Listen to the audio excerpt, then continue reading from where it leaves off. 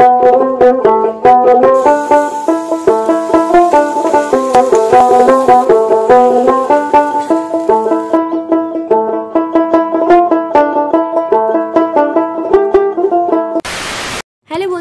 আমাদের নতুন একটা ভিডিও তোমাদের অনেক অনেক ওয়েলকাম। আজকের দিনের শুরুটাও কিন্তু বৃষ্টি দিয়ে হয়েছিল।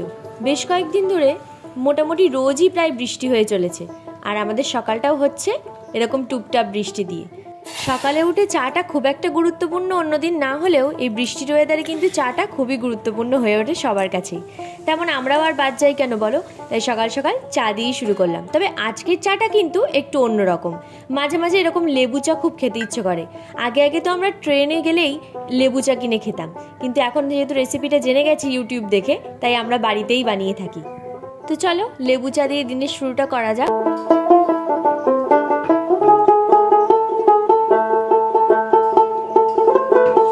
দিনটা ছিল একাদশীর পরের দিন। আমরা যেহেতু একাদশী করি তাই পরদিন আমরা চেষ্টা করি সকালবেলা ভাত খাওয়ার। তো যেহেতু বৃষ্টিও হচ্ছিল বাইরে, তাই মায়ের কাছে আবদার করে বসলাম যে আজকে ভাত না খেয়ে বরং খিচুড়ি দিয়েই দিনের শুরুটা করা যাক। বাইরে এরকম টুকটাক বৃষ্টি আর সাথে খিচুড়ি হলে আর কি চাই বলো। এই দেখো আমাদের বাড়ির পাশে যে পুকুরটা আছে সেখানে বেশ মাছ ঘুরে বেড়াচ্ছে। দেখেছি যখন এরকম বৃষ্টি হয় না, মাছগুলো সব ওপরে উঠে এরকম ভেসে ভেসে বেড়াতে থাকে। তারপরে মা খিচুড়ি তোড়জোড় করতে শুরু করে দিল।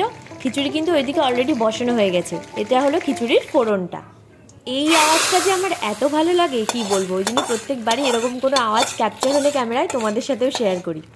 যেহেতু সকালের ব্রেকফাস্টে খিচুড়ি খাচ্ছিলাম, তাই সেরকম রিচ কিছুই করা হয়নি। খুব সাধারণভাবেই বানানো হয়েছিল খিচুড়িটা, কিন্তু এই খিচুড়িটা কিন্তু দুর্দান্ত লাগে খেতে। তোমরাও বাড়িতে ট্রাই করো। বৃষ্টি হবার পরে যখন পাতাগুলোর ওপর থেকে ধুলো সরে যায় আর এভাবে জল জমে থাকে, এত সুন্দর যে লাগে দেখতে সে কি বলবো।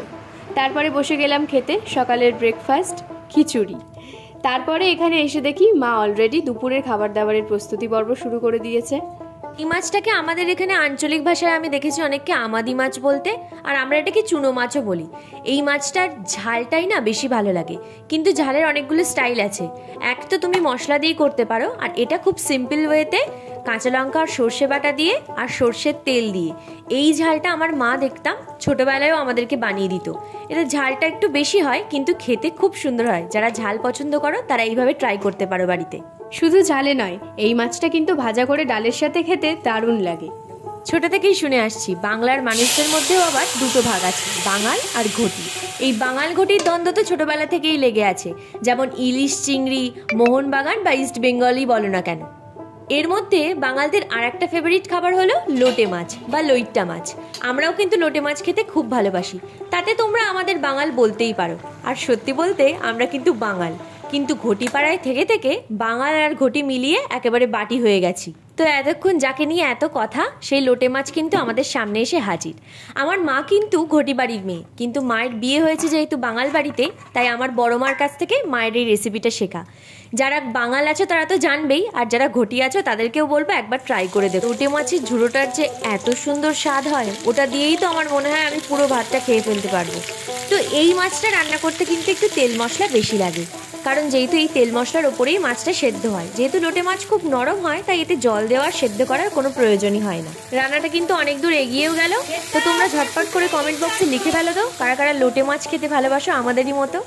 তেলের ওপর পেঁয়াজ কুচি, টমেটো কুচি আর আদা রসুনের পেস্ট, এগুলো দেওয়ার পরে যে রেগুলার মশলাগুলো থাকে, এই যেমন ধনে গুঁড়ো, জিরে গুঁড়ো, হলুদ গুঁড়ো, লঙ্কা গুঁড়ো, লবণ আর স্বাদ মতো সামান্য একটু চিনি দিয়ে মশলাটা ভালো করে কষিয়ে নেওয়ার পরে লোটে মাছটা দিয়ে দিতে হবে। লোটে মাছটা কিন্তু অনেক জল ছাড়তে শুরু করে, ভয় পাওয়ার কোনো কারণ নেই, কারণ এই তেলের ওপরেই মাছটা আস্তে আস্তে জলগুলো শুকিয়ে সেদ্ধ হয়ে যাবে। আর লোটে মাছের যে লম্বা লম্বা কাঁটাগুলো থাকে না, সেগুলো কিন্তু নরম হয়, কিন্তু তোমরা এইভাবে বেছে ফেলে দেবে, দেখবে লোটে মাছটা একদম মুখে মিশিয়ে যাবে। খুব সুন্দর লাগবে টেস্টটা খেতে। এই দেখো কথা বলতে বলতে কেমন মাছটা আস্তে আস্তে ঝুড়ো হয়ে আসছে। এটার জলটা শুকিয়ে আসলেই কিন্তু আমাদের লোটে ঝুড়ো একদম রেডি। বাইরে তো বৃষ্টি হয়েই চলেছে, জোরে না হলেও টুপটাপ করে বৃষ্টি হতেই আছে। রান্না বান্নার ভিডিও কমপ্লিট করে তারপরে চলে গেলাম ওপরের ঘরে। গিয়ে দেখি ঠাম্মা পুজো দিতে বসেছে। এখানে গোপাল ভাই সেজে গুজে একদম বসে আছে। গোপাল ভাইকে দেখতে খুব সুন্দর লাগছিল সেদিন। আর গোপাল ভাই শৃঙ্গারটা একটু উঠে গেছে বলে গোপাল ভাইকে আবার এক্সট্রা অর্ডিনারি তিলক করে দিচ্ছে আমার ঠাম্মা। তো তারপরে চলে আসলাম নিচে, এসে দেখি মা একদম প্লেট সাজিয়ে রেখে দিয়েছে ভিডিও করব বলে আমরা।